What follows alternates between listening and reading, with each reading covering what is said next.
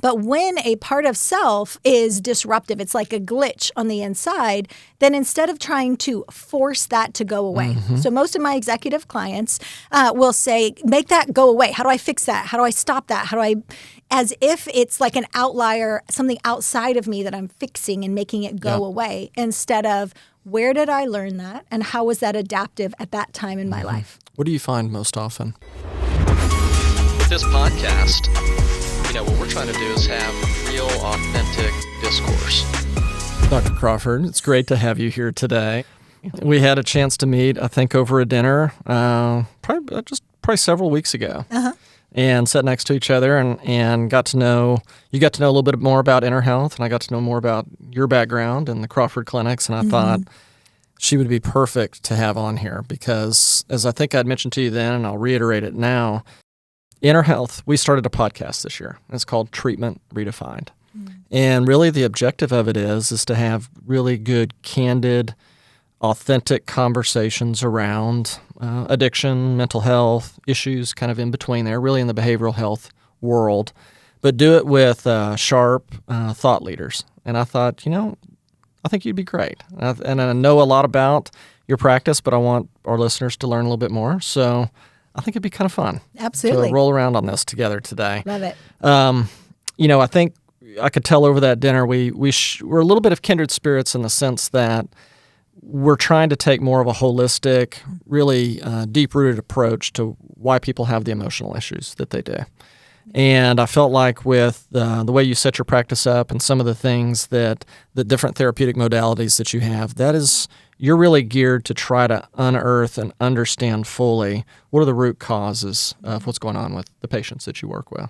So we're going to explore some of that today. But maybe just to start off, can you just give people just a feel for your background, like maybe where you're from and just some of your educational background and how you got into this? Absolutely.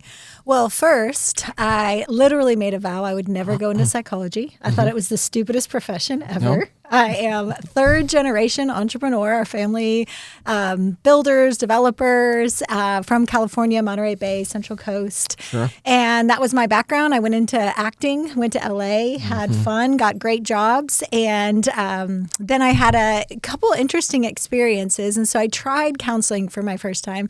And the lady said, tell me about your childhood. And I genuinely didn't remember. And so I was honest and said, I don't really remember my childhood. She rolled her eyes, ended the session abruptly, and said, why don't you come back when you're not being resistant? And that was my first introduction to anything psychology and counseling. So my little inner vow of psychology is so stupid. I would literally never be a psychologist. Famous last words, right? So then I went to someone else, and she opened the Diagnostic Statistical Manual. So it's a big Bible of all psychology.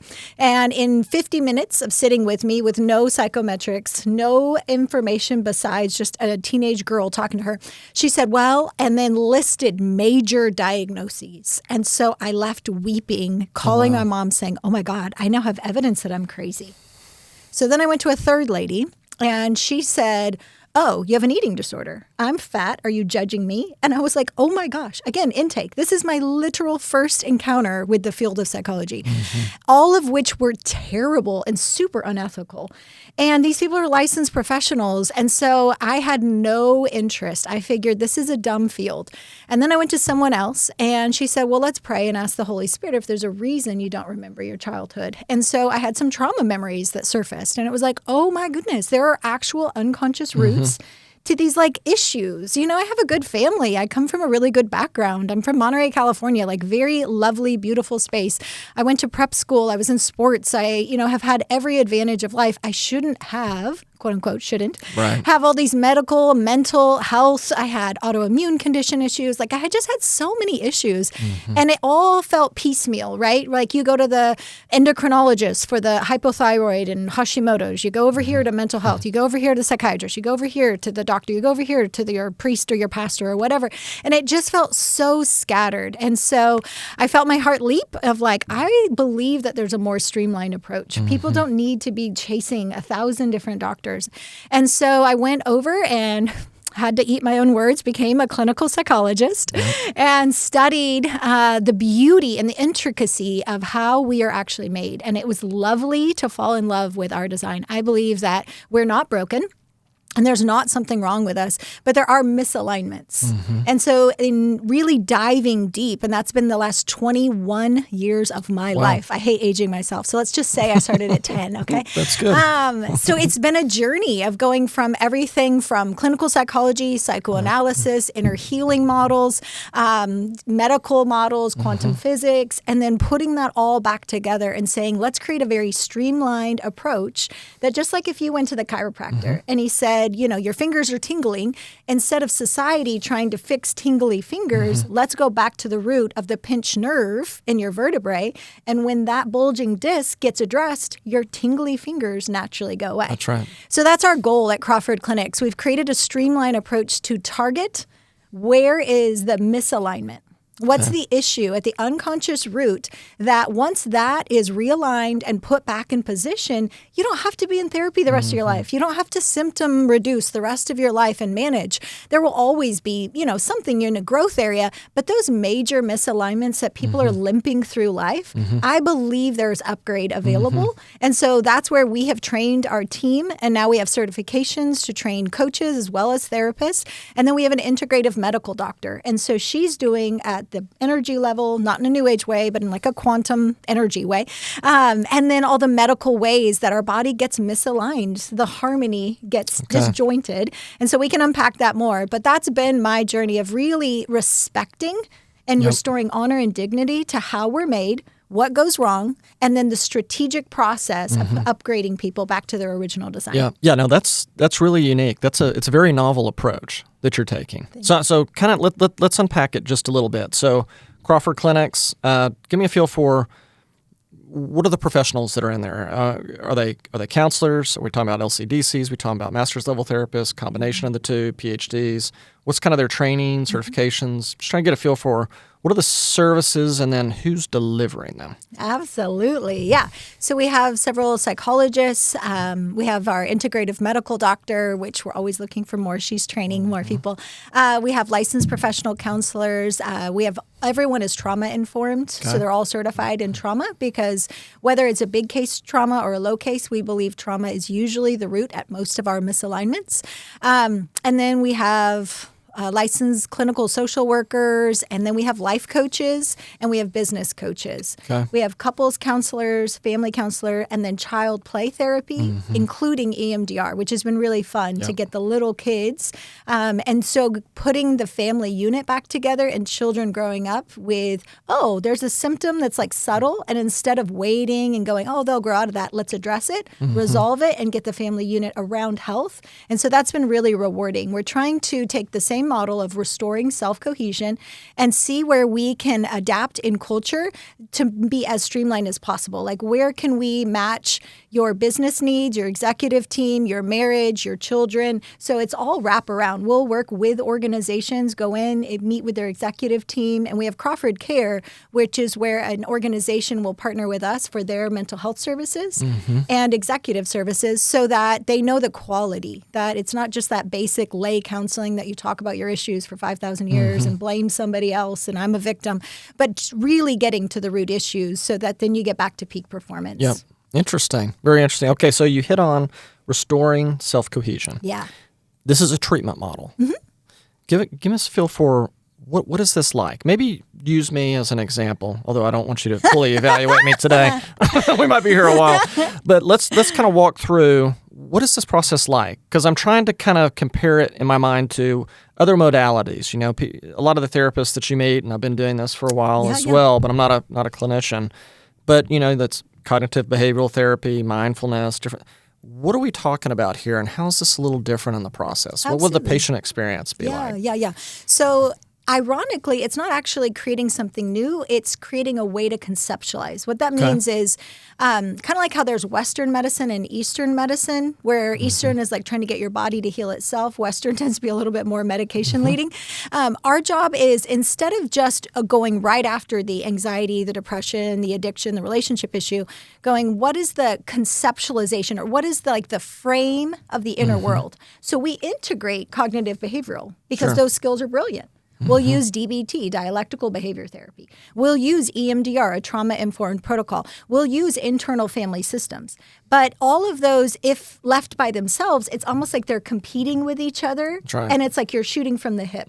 All of them are brilliant, but this is the way to conceptualize how to put it in the right order. Okay. Again, we don't want people having to go to this person and this person and this person. We train extra on top of their master's and their doctorate. We train our team far more in our Restoring Self Cohesion process so that they learn, this is the reason that symptom has a functionality. We reduce shame and condemnation because it's like, I believe honor and dignity, even to symptoms people are mad at in themselves. So where I have an addiction, where I have, an emotional affair, or I have some kind of temper or something that's like, I hate that about myself. Instead of turning against the self with more willpower, you end up just doing whack-a-mole. That's and right. a house that divided against itself cannot stand. Yep. So if instead we equip their inner world with like, there's a reason that that's there. So what we start with is an internal board meeting. Okay. So not multiple personality disorder, although that is real, dissociative identity disorder. What we're saying is like there's a harmony on the inside. So let's say there's an orchestra. Okay. And there's the wind instrument, the percussion, the string instruments. And so when those are showing up in the right way, you feel like yourself. Yep. Like you're aggressive on the sports team, but not in your parenting. You're leading in work, but you're not overly domineering at home. Like the right part of you shows up. But when a part of self is disruptive, it's like a glitch on the inside, then instead of trying to force that to go away. So most of my executive clients will say, make that go away. How do I fix that? How do I stop that? As if it's like an outlier, something outside of me that I'm fixing and making it go away, instead of where did I learn that and how was that adaptive at that time in my life? What do you find most often? Where the origins of some of that? So, two, I believe abandonment and shame, the fear someone else is going to leave me, and then the shame, there's a reason they left me. There must be something about me. Does it go back to early adulthood, childhood, the abandonment type issues? I mean, every person unique is fascinatingly nuanced, but I do think that within that first 6 years of life, most of our core beliefs, kind of like wet cement, that our original programming is set, and that becomes our neural pathways. And then everything builds on top of those existing filters, beliefs, templates, relationship dynamics. Right. And so before we know it, we're co-partnering and co-creating a lot of the patterns and dynamics in our life. And so if you think of it like at birth, we have a full committee. So all the parts of self are like ready to do their little assignment on the inside. So I have an aggressive, good side, and I have a sweet, nurturing side. I have a learner side. I have a very quiet, contemplative side. I have all these different sides, and kind of like in business, you want the right person sitting in the right seat, right? Yep. But at some point, we're going to believe something that makes us feel ashamed, inadequate, afraid of abandonment, rejection. And so then it's like that committee member goes into like a closet. And then another part of self, which we call your soul, which just means your mind, will, and emotion, that learns to be a chameleon. This part now steps in as a false self, as I will adapt to my environment so that I don't get rejected, so that my failure and shame and inadequacy don't get shown up, right? And then the real me is back here in a closet, and you're going to be in some form of addiction there. You literally have to be, because no matter how much your spouse can say, I love you, no matter how many accolades you get at work, no matter how many achievements and doctorates you get, it will never feel like enough when a part is disconnected from your conscious committee. So we call that the unconscious mind. Okay. So this part that's in a closet, that side is always feeling self-pity, alone, unwanted, not good enough, inadequacy. So like metaphorically, if it happens a lot of men don't feel blessed and honored by their dad. They're not brought into manhood. And so it's like a boy on the inside, metaphorically, that's just longing for that approval of I am enough. And when that doesn't come, then it's natural to have some kind of a false comforter to meet those emotional needs and make them feel better. And so we might have emotional affairs, right? You might have tempers where it's like, wait, I'm easily threatened if you're not automatically respecting me. You might go into workaholism, or it might be a substance, something that's medicating a place of pain because there's a misalignment. So life isn't going to that area, even if your spouse, your kids, your people at work are telling you all these great things, it just feels hollow. So the quickest way for me to discern if you have a committee member out of alignment is when you hear good things, does it register? Does it fill up your inner world? Or does it feel like, well, that's nice, thanks, but, and the immediate but is the response? Then you know you have a false self that's defending and overcompensating where I don't actually believe I'm good enough. And it's really interesting how you're breaking that down. Humans are complex. You know, there's so many factors that go into it. And biologically, we're all different, but we also are raised all very differently. We have different emotions. It's a complex issue to treat. I mean, I've watched this the last 17 years in Enterhealth. This is not an acute issue that you can just patch up and give some medication and move along. Right. It really takes time you got to untangle it. You kind of got to take the dirty closet, lay everything out, and try to re-put it back together, which takes time. Exactly. So it's a process. Over what period of time would you be working with a patient? I mean, so someone comes in, you're going to do the evaluation, I assume. And so through this evaluation, you're making a lot of these determinations, right? I'm actually kind of curious on that point is how are you looking at where my deficiencies might be, where I may be out of alignment? Or is it through your proprietary evaluation you're able to ask questions over the course of one evaluation or two to where you can kind of put the sight picture together? Absolutely. So everything is a spectrum, right? So if it's really intense, non-functioning depression or addiction or anxiety, like crippling, that's going to look very different time frame than someone who's like, hey, I'm an executive. I just have some procrastination issues, distractibility, adult onset ADHD out of nowhere. Like, what's going on? Why can't I do work-life balance? Why am I burning out so easily when I actually love my job? You know, why am I acting out in these weird addiction ways that's not my heart, that's not my character. Sure. So a lot of my clients tend to be on the side of good to great. So when we're vetting, there's different therapists, psychologists, and executive coaches. Mine are, if there's something inside that you're like, I know I have greater potential and I want to maximize that. Then my proprietary process is we create the internal board meeting, and then we identify, like at the middle of the page, what are those like low-hanging fruit symbols to me that like I'm not okay. Not like burning building type terrible, but like I'm just like irritable. I'm scrolling. I'm staying up. I'm ruminating. I just feel like about to have a heart attack. I'm cutting people's heads off verbally. Nobody ever does that. What is that symptom to me? And then we go down, and because I've been doing it for so long, I'll pretty quickly start to evaluate where is their defenses, what are they defending and protecting, right? And so that's sometimes adaptive. So rapport-wise, I have to remind people you have free will, and I'm not going to take away anything that works for you.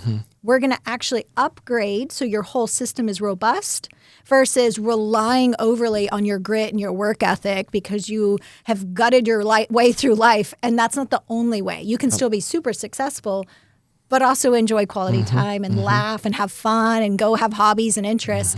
So like one of my favorite clients, he was, family was, I think his dad was like in the steel mills, like grew up very blue collar and grew up as a little boy. Like, I'm going to make sure my kids have a legacy. Like, I'm going to make sure they have a nest egg and they are provided for, they have college. So he has worked his way up, like brilliant businessman. And so now he has several holdings and he's miserable. Like his kids are ungrateful. He doesn't like being around his wife. He just wants to go watch the news or scroll social media. He takes dinner in his study. Like he just finds everybody get like under his skin. And he's like, I've worked way too long to have a life that I actually don't love. I'm super successful and I don't have anything to show for it, like emotionally or hobbies or anything. And so we went back and we found out, oh, when you made that inner vow as a kid, I will make sure, right? So in the inner world, it's like there's scripts or resumes, and the parts of self are fulfilling those no matter how old, until we go back and reset that. Right. It's still running in the background, just like code in a computer. Sure. It's the original processing system. And so when I was able to go back and help him process, and that's part of Restoring Self Cohesion, you'll bring that member forward and say, hey, you have permission now to relax. I know you've been striving. I know you've worked really hard and it feels like it's all on you and everybody's ungrateful and unappreciative. But let's reject that lie and let's embrace truth. Yep. And so we bring that part back to the committee. It's more of a process than I'm describing. But when he did, it was like a fog came off his eyes and he went home and he was like, oh my gosh, I've been blaming my kids for being ungrateful. What if I've actually been kind of disengaged and they're responding to me? So he started doing one-on-one dates. He started doing, I think it was like baseball with his son and doing cars with his daughter, which was super cute. So he found interest to connect with them versus he would just try to expect them to say, what's going on in your life? Good. Almost like a status report with an employee. Yeah. It wasn't going well. And then he started dance lessons with his wife. And then we said, okay, let's get you together because I believe holistic. So we got him with a good investment strategy team and they secured the legacy funds for the kids. So he got to start investing again. He didn't realize that because of his inner rule since childhood of I have to strive, I have to make more money, I have to secure this, it's all on me, he was becoming resentful and bitter and ungrateful that everybody was wanting something, and it wasn't actually true. Wasn't true. Right? Yeah. And so when we secured that money, located everything, and I came alongside of him in that journey, now he was like, oh my gosh. And we introduced him to Lion's Den. It's an investment group. And he was able to start investing again and felt alive instead of plateaued where he was creating a glass ceiling, limiting himself, but blaming his family. Right. But it wasn't conscious. Yeah, yeah. So instead of destroying his family, a few sessions, that wasn't long, and then we put him with the right team around him. And now he's like giving me status updates on the businesses. He's, and he'll just come back for updates like, here's what I'm doing. I'm loving it. And so it's really fun. That's pretty interesting. I mean, change can be hard, particularly when you're dealing with things that have been like embedded in your life, maybe for long periods of time. Yeah. So there's probably a process to that. Do you notice with, say, this example of this client, as they start to have that fog removed, then they're encountering situations where I would think, and I'm probably not using these terms right, where the deep neural pathways would want to immediately take over, but now you've installed or realigned, let's say, in such a way that, hey, I've got maybe a new road to take on this, so I can handle these things differently. Yeah. So the fun part is I believe that we are pre-wired to be good. Okay. Yep. So what that means is I believe we're made to bond and attach, to work hard, to do these things. When our true self is leading and it's conscious, I believe who we are shines through. But wherever I have an unconscious belief of I can't trust others, I can't trust me, either of those beliefs, it causes us to regress or hide true me. And then the false self. The false self, think of it like an orphan.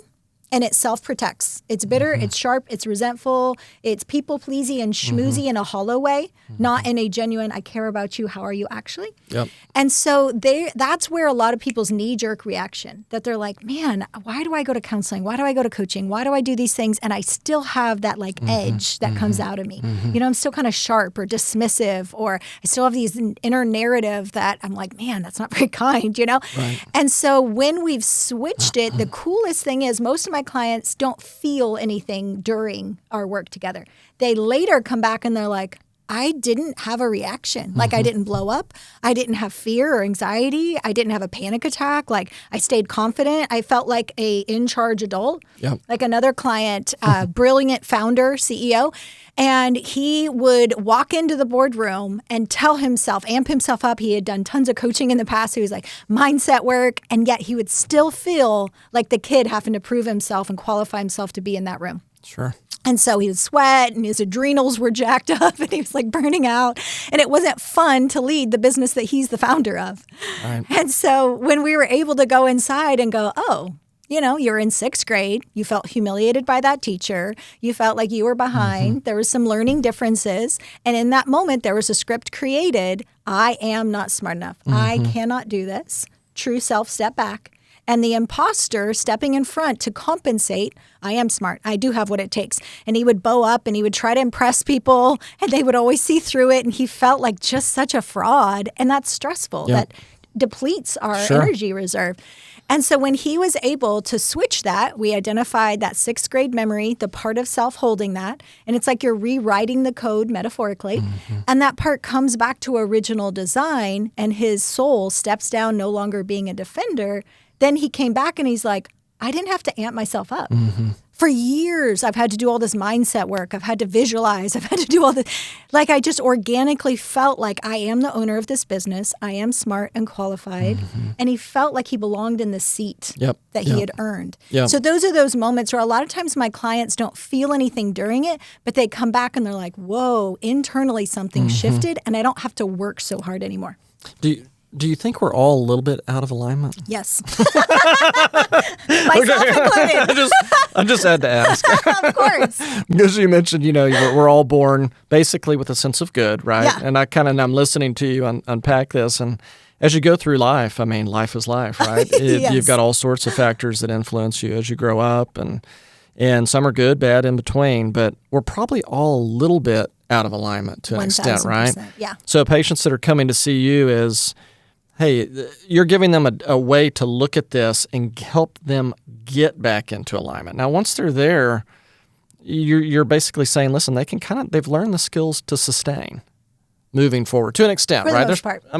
Probably coming back in from time to time, hit new avenues they hadn't seen, and you go back in and help them get back into alignment, right? A little bit of a process. Yeah.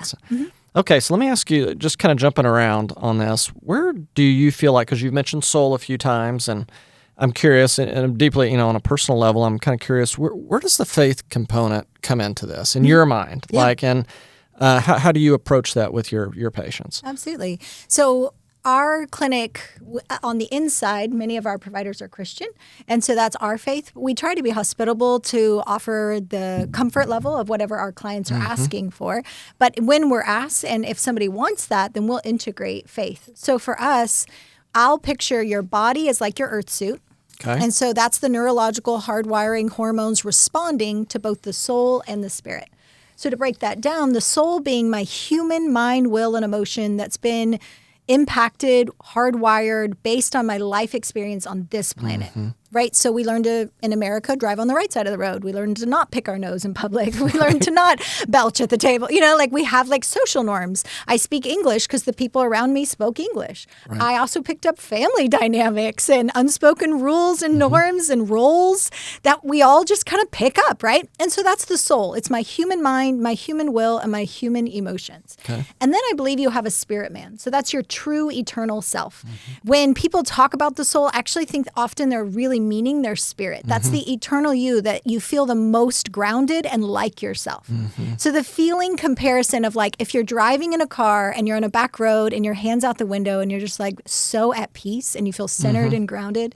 That's your spirit. That's your spirit. And do you believe that's the way God made you? Yes. Yes. That's your true, authentic self. Yes. Absolutely. And so when we're living from our spirit and our spirit is forward, you know who you are. You have confidence, you have clarity, you have vision, you feel purposeful and agency. That's who you are. But wherever your spirit believes a lie, again, I can't trust others, so I need to pull back and protect myself, put up walls. Yep. We call them heart walls. Or I am not good. I can't trust me. I am bad. So usually that's about age 2, where shame and autonomy steps out, right? Where we've been kind of coddled and loved on. And then now it's our first experience of trying something on my own. And when it doesn't go well, which most of life is not perfect, and you didn't even have to be abused. That's the crazy part. Kids can just internalize a parent having a bad day and think that's about them, right? Nothing bad, terrible had to actually happen. And so that was someone like me where it was I had a good family. This doesn't make sense. But if you think of misalignment, then it makes tons of sense. Just like I don't have a character flaw if I have to go to the chiropractor and my leg got hurt as a kid and I've been compensating and walking funky and that threw my hips out. and then my spine's out, and then now that's affecting my cranial. And Right. so that's going to affect cognitive processing. Yep. If you see it without the stigma of like something's wrong with me, it's more just a misalignment. We believe a lie. So the soul steps in as your spirit man or true self abdicates. Okay. When that happens, it's like a pinched nerve. And now life has symptoms. You're not going to function from your true self. You'll feel like an imposter. You won't feel in love with your spouse. I do want to highlight that. A lot of our clients, they fall in love with their spouse. It's such a great euphoria. And then the kids come, the stress, the work, blah, blah. And a lot of times these subtle resentments and projections, right? Kind of like I was saying with my former client, that the belief that nobody's looking out for me, I'm not cared about, the baby's getting all the attention, I'm taken for granted, unappreciated, unseen, on both sides, right? And so when that happens, think of your heart disconnecting. I'm not appreciated. I'm not loved, right? So your spirit goes back, the part of you that actually fell in love with your spouse and with your children. And then the soul is not loving. It is selfish. It is the flesh, the sin nature that is very egocentric. And so then people will be like, well, I just don't feel anything for my spouse. I don't feel in love with them. I want to have a new life. I just want to escape this life. If we can do an internal board meeting and readjust some of those things, we have seen marriages restored really beautifully. We've seen parents come back and actually engage their ornery children. Sometimes the kids are difficult and they're able to repair that relationship because they are operating from their spirit or their true self instead of the high functioning, compensating, tired, weary soul that's kind of selfish and bitter and resentful, to be honest. Yeah. No, and I'm talking about myself. No, it's fascinating. And when I listen to things like this and other people that I've talked to kind of in our space, one of the things that keeps coming to my mind is so much of this could be applied really in the formative years, through parents, like new parents, and them learning, say, actually just newly married people, those relationships, couples relationships, new married individuals, then they have their family, how to be a great parent, how to be as good a parent as you could be, so you lay down the right foundations for your kids at an early age. It feels like this application could be great just in schools and in churches and in different ways, Exactly. maybe even prior to the point where you have to necessarily go in and seek out, say, individual therapy. There's an education and an understanding that I think could be applied from a very, very early period of time. 1,000%. So that's our nonprofit. Okay. It's called We Flourish Together. The first half is the psychoeducation in society, because there's a lot of mental health that I believe actually will induce more narcissism if we're not careful. It's very self-indulging. We're seeing a lot of this hypersensitive, hyper-emotional, I need a safe place, as if society needs to build around the individual. Okay. And that's not actually in the long run going to be good for anybody, the individual in particular, because it's keeping people in misalignment instead of helping heal the original wound, trauma, belief, not belonging, whatever's happened, that they're staying in a regressed place and not addressing it and standing into their spirit man. And so our goal is to bring positive mental health. We're going to do it through education, social campaigns, especially with AI. There's commercials for having the robot put the baby to sleep and the parents stand at the door because it's a commercial. And so they're, look at him being put to... The hardest client I've ever worked with in my entire career, which is over 20 years, was a gal that her mom was very brilliant. And so her mom created this net monkey type barbed wire. It had cloth over it, so it was soft, but she put it in the crib, and then that was what held the bottle. Okay. So instead of the mom or the dad picking up and bringing attunement, the baby turned over and fed herself. The fascinating thing about lack of attachment, lack of attunement, is our mirror neurons, our cognitive development, failure to thrive. So the comparison being, in Romania, they had tons of orphans when communism came in. And so at that point, the babies had enough food, they had enough water, they were taken care of, they were snuggled, diapers were changed, physical needs met. Viable, healthy babies went into failure to thrive, which means you can become mentally retarded or die from lack of attachment and attunement, eye contact.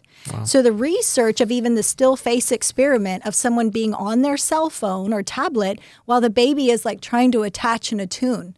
And so in a society where AI is here, and we can't stop that, we need to recognize how do we properly attach to infants, to children, to give them proper identity and all of their emotional needs. So they're not adults on college campuses thinking that they need their emotional needs met as if they were children, right? Yeah. We need an appropriate age development. Yeah. And as a society, that's really important in the hour we're in. And then the second side is funding good psychotherapy, depth work like what we do for vulnerable populations who can't afford it. Yep. So human trafficking survivors, refugees, those aging out of the foster care system, and domestic abuse survivors. Okay. So there's others, but those are kind of our key categories that we want to honor, because a lot of times when they're getting therapy, they might be with a government worker who's seen 12 people today. Right. They're tired, they're overwhelmed, they're stressed. They're not getting like a healing therapeutic respite. Right. Like the amount of trauma that's required Yeah. for that. So that's our nonprofit. No, I love it. I love it. So you've been doing it for 20 years. I've been doing Therapist.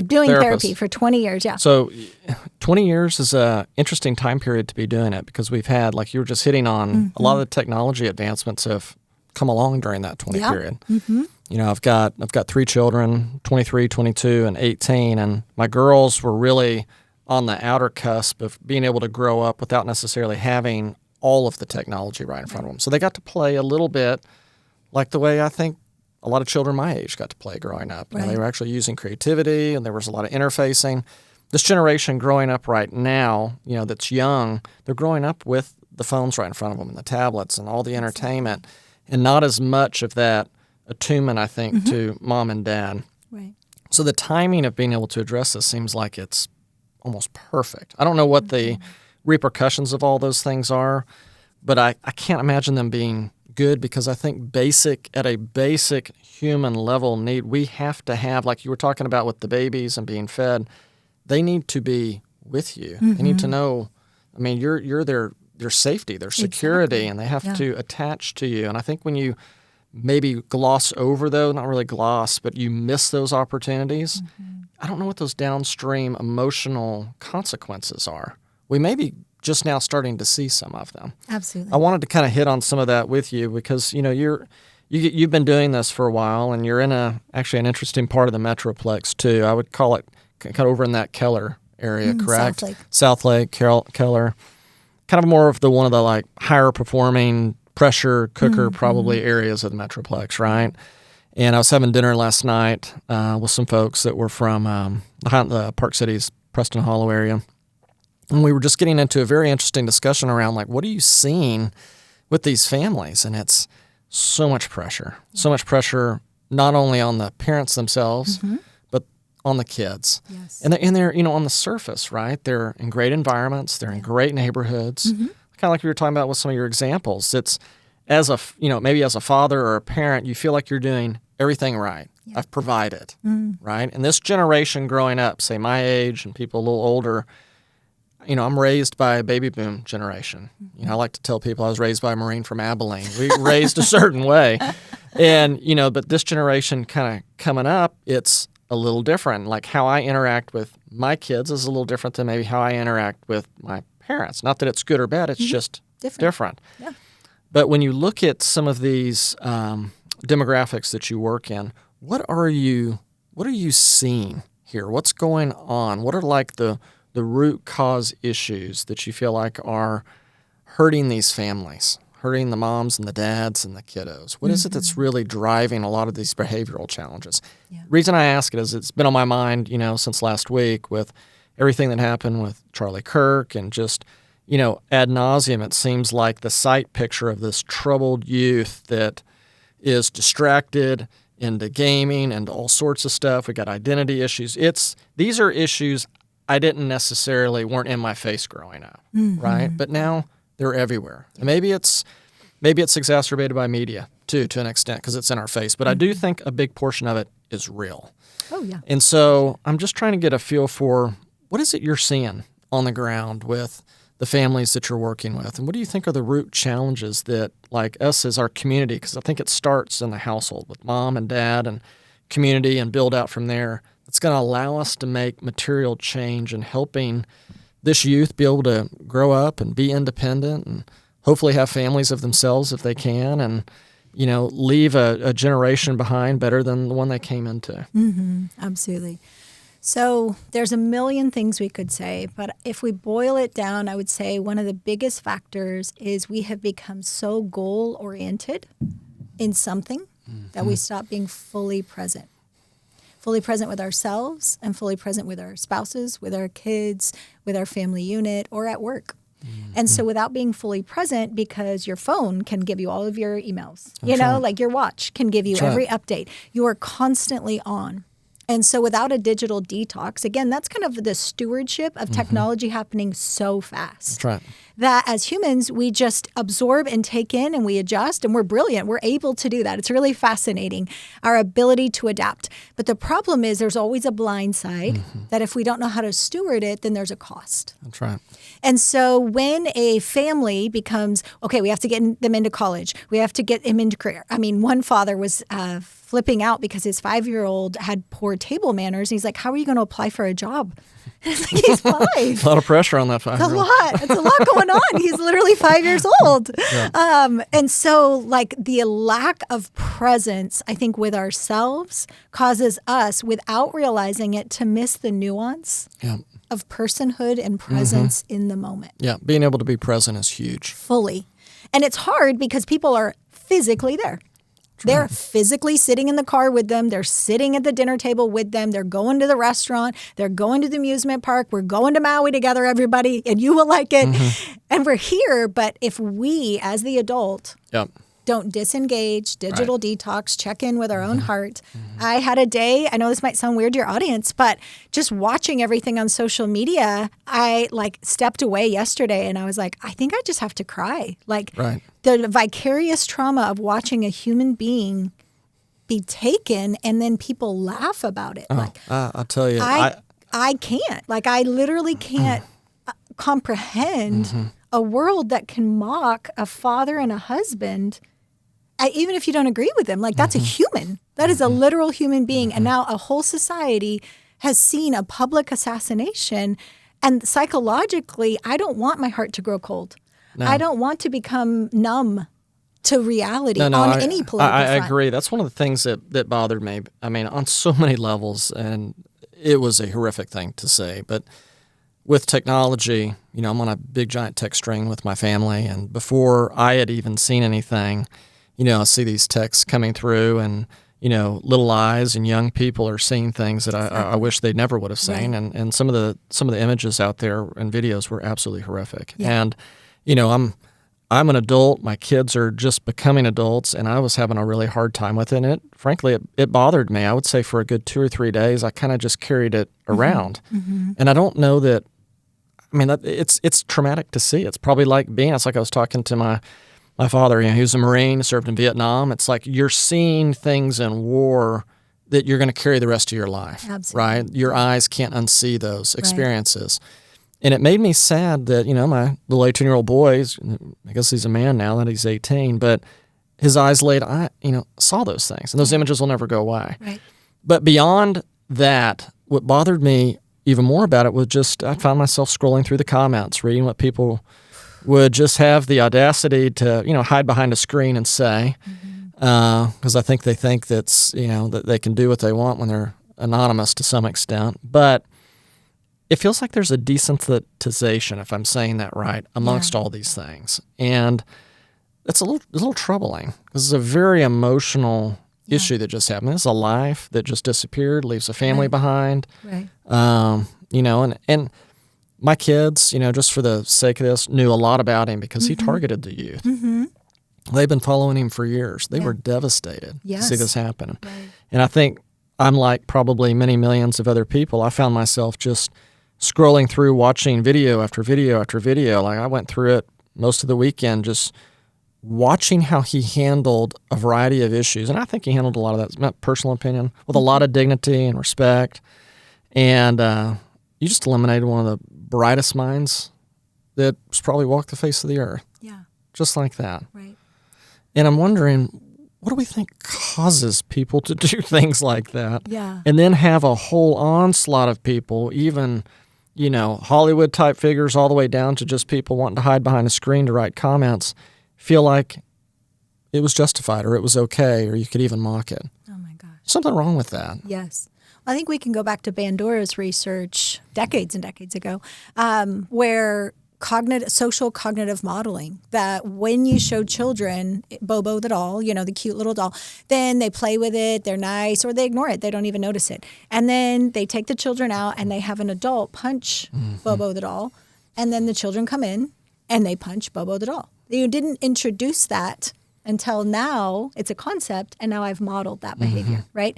And so I was getting my car worked on yesterday, and I was just seeing the commercials for shows, and it was all violent and drugs and broken family and just like very horror themed. And if you look at the movies, the video games, the content, so the interesting thing is, I love free speech, but if we don't ever make a stand on what media is allowed, then it really, you're growing up with this, right? Like children have grown up with video games where killing is normal.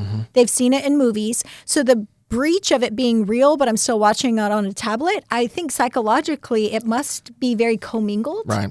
And so I've tried to be a lot more removed from social media. That's why I think in a good way it impacted me, because I don't want to become cavalier about a human life being 100%. assassinated. Right. Ever.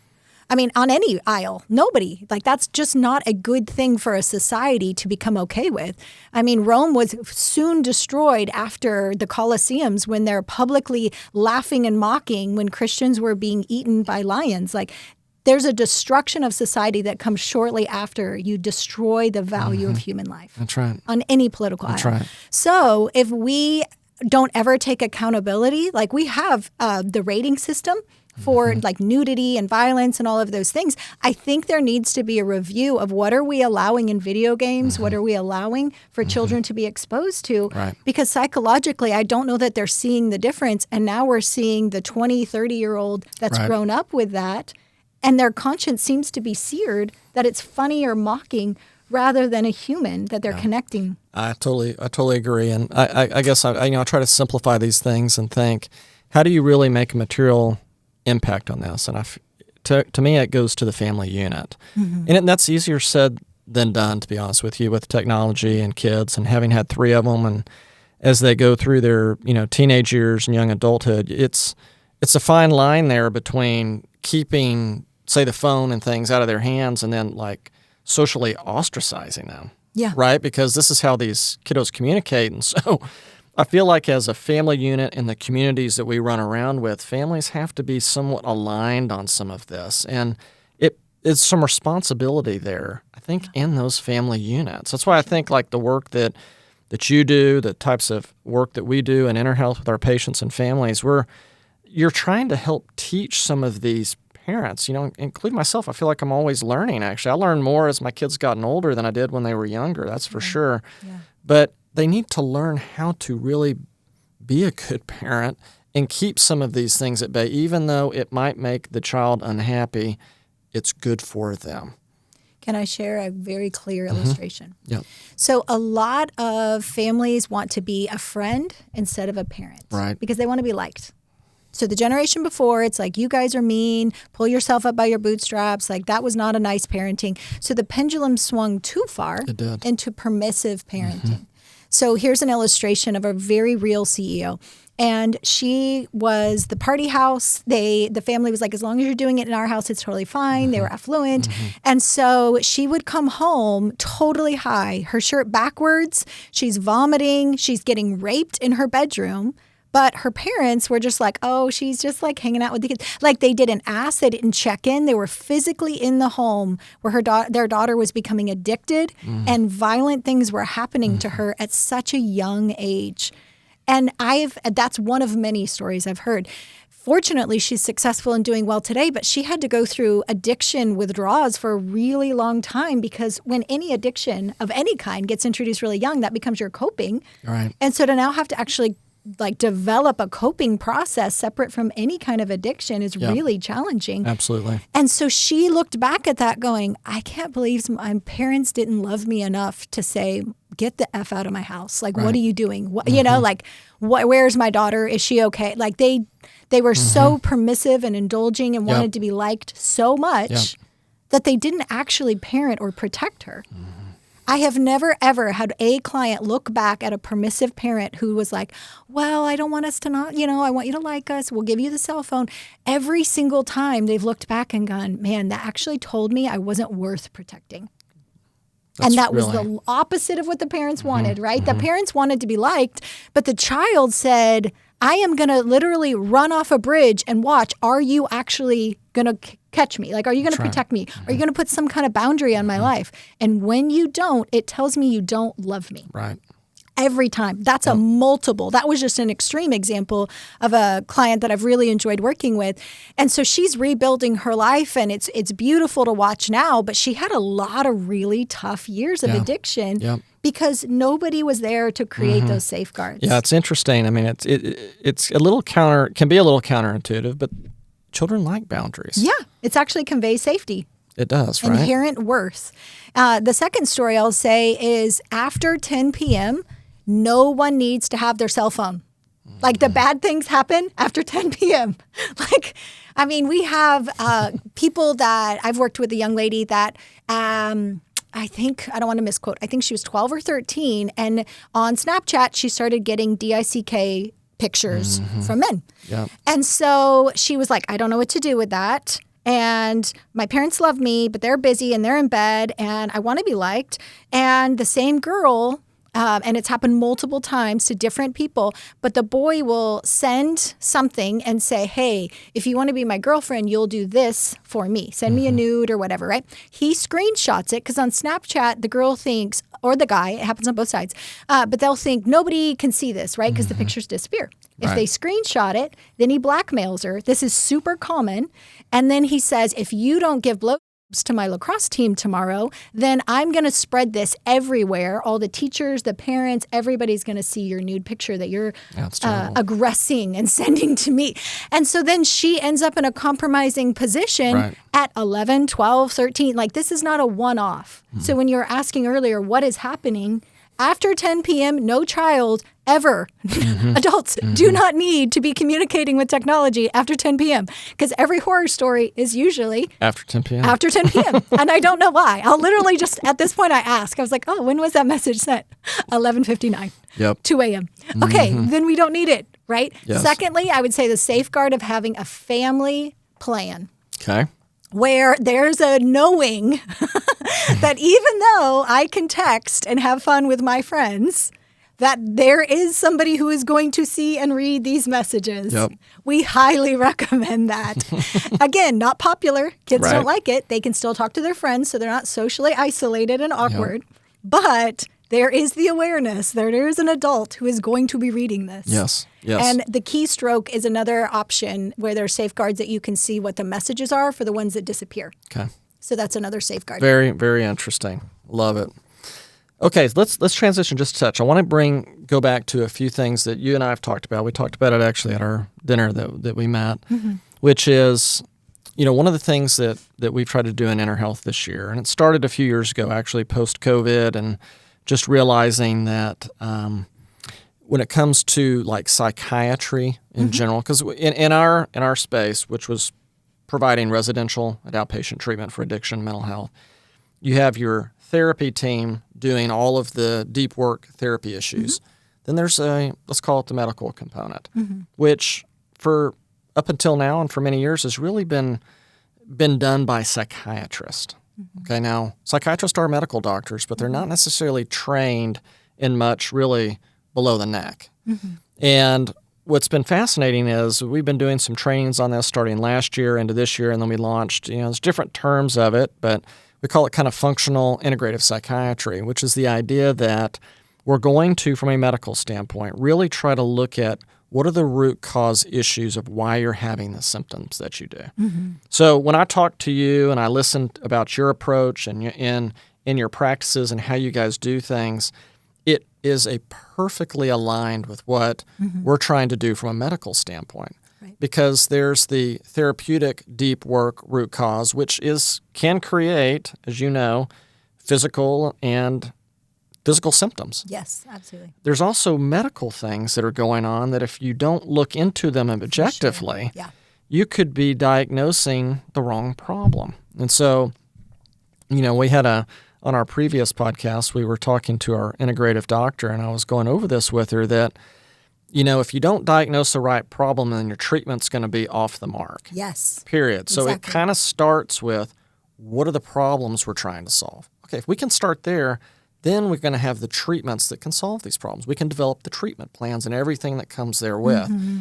I'm really interested in this space because in the medical side of what we do, from psychiatry, we don't look at anything going on. Mm-hmm. I mean, I'm not that it hasn't worked to some extent, but it's arguable that it's made a giant impact because we still have tremendous psychiatric issues rolling across our land. Absolutely. And I find right now it feels like there's a tailwind. Maybe it's a part of the MAHA movement, but I also think it's just in general you're seeing more doctors try to get learned on what's really going on in your unique biochemistry. Absolutely. So let's start looking objectively at a set of tests that relate to mental health and emotional issues.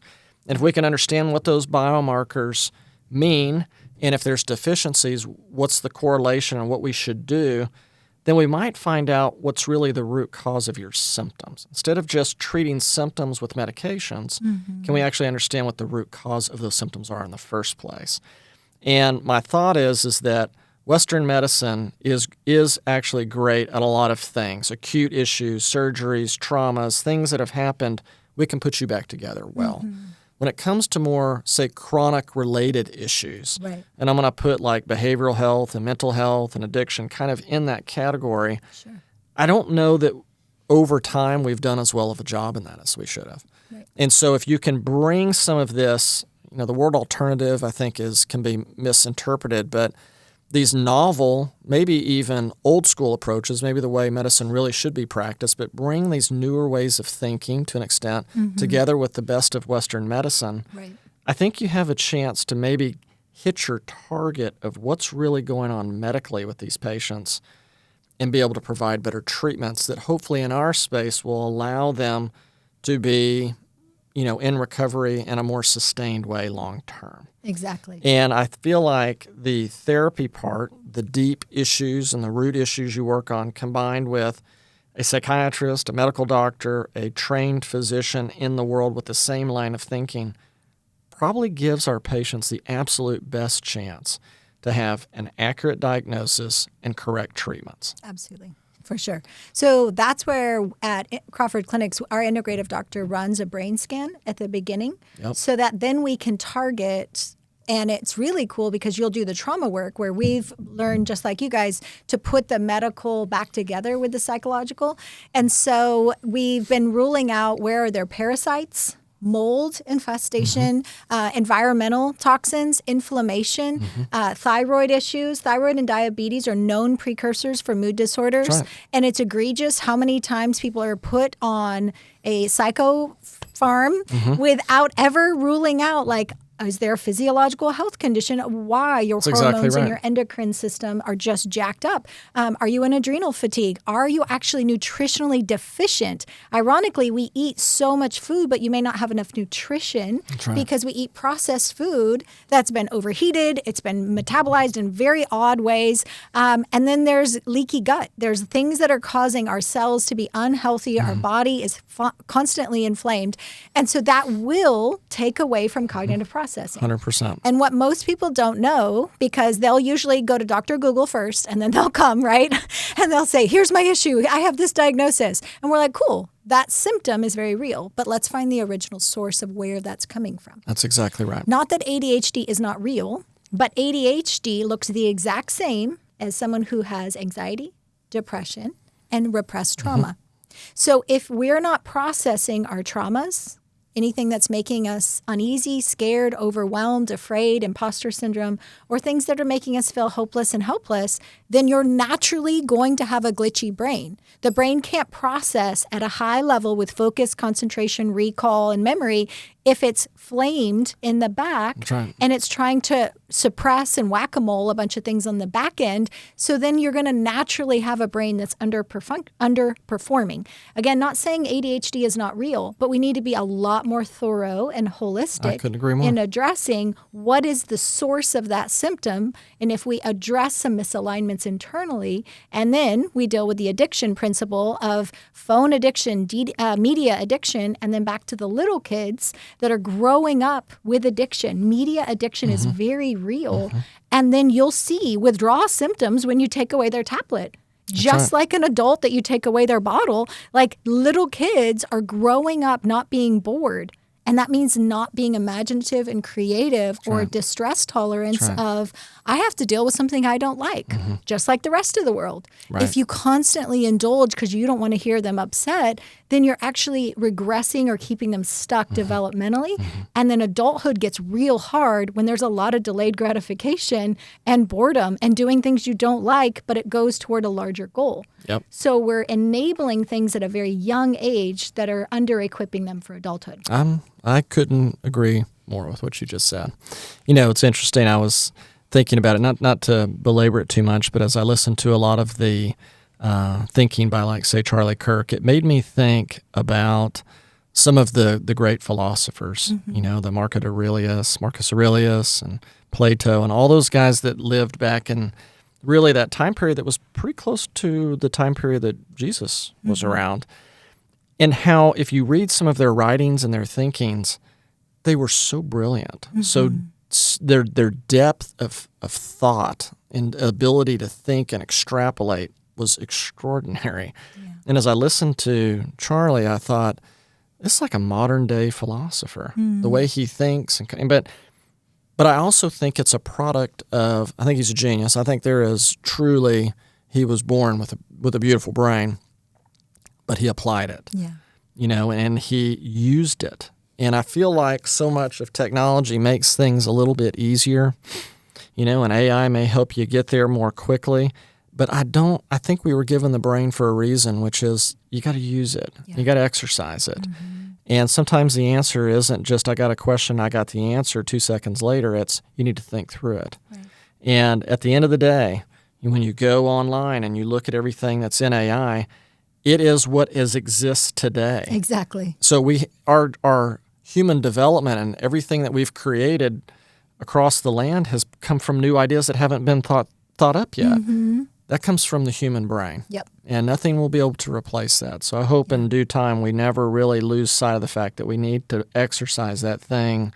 It's the most powerful organ you got in your body. Agree. Is that brain. Yes. We want it healthy. Yes.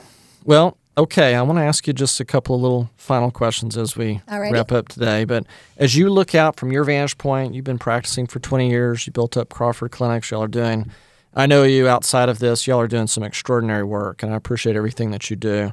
But as you look forward, what is it that you kind of see on the horizon of things that you're wanting to really pay attention to, that you think, you know, these are things that I feel like therapeutically we might want to examine more closely, or just opportunities you see in our field now? Just where do you look at your growth going forward as how you can help more people? Yeah, I love that. I love asking the question that everyone else has learned to just get in a status quo. Like, where we as a society create a glass ceiling. So right now, Dr. Lipper, our integrative doctor, she is doing a pilot study on research on autism and brain development. And so with her protocol, starting to recognize improvements in autism. And then we've been using ethically sourced umbilical cord stem cells.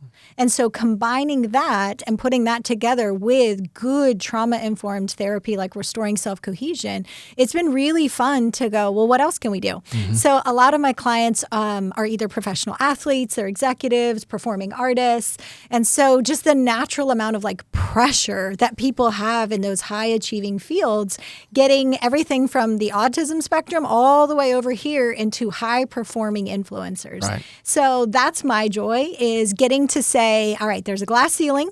Let's ask questions. Let's do research. We don't just shoot from the hip. We want to be clinical and experiential in all of our work. But then secondly, where can we advance and help people push that limit and use that brain more? Right. And then enrich their lives. So a lot of times, again, back to being goal-oriented, if people aren't careful, they can take for granted their loved ones. Like my first question to all clients, what would your loved ones say about how well you relate with them? They all say great. Yeah, great. Everyone says great. Good. Fine. Why do you ask? It's perfect. And I'm like, okay, what if we bring them in and we do a 360, just like you would do with your team? Yep. And we find little opportunities for growth. So my goal isn't just that you achieve, but that you thrive and enjoy family and you have a legacy. You're not only getting you there, but your executive team, your kids, your family, and then you have something to pass on to the next generation. I love it. I love it. Well, I have thoroughly enjoyed having you. Thanks. Having you on today. I've enjoyed getting to know you, and you guys are doing some great work. So I look forward to continuing to work with you. And as we have some more of these discussions into the future, we'll probably have you back on and maybe deep dive on a few new issues downstream. Sounds great. Thank you for being on. Thanks.